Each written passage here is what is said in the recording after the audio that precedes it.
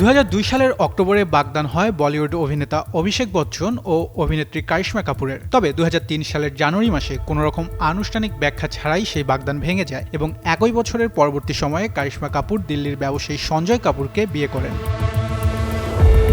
বলিউডের বহুল আলোচিত এ প্রেমের সমাপ্তি ঘটলেও এর পেছনের কারণ নিয়ে গল্প এখনও চলমান রয়েছে। 2 দশকের বেশি সময় পেরিয়ে গেলেও সেই বিচ্ছেদ নিয়ে এখনও নানা আলোচনা সমালোচনা চলমান।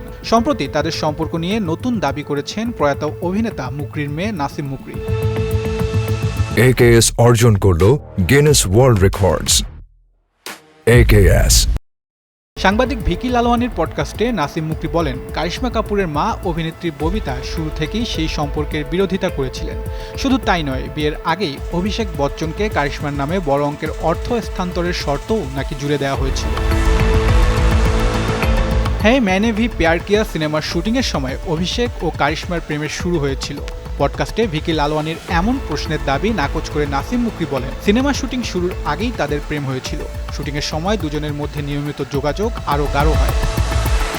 তিনি আরও বলেন, ববিতা শুরু থেকে এই সম্পর্কের বিরুদ্ধে ছিলেন। তিনি কারিশমাকে সম্পর্ক ভাঙতে বাধ্য করেন। তিনি বলেছিলেন, বিয়ের আগে অভিষেককে কয়েক কোটি টাকা কারিশমার নামে লিখে দিতে হবে, তবেই বিয়ে হবে, কারণ তখন কারিশমা অভিষেকের চেয়েও বড় তারকা ছিলেন।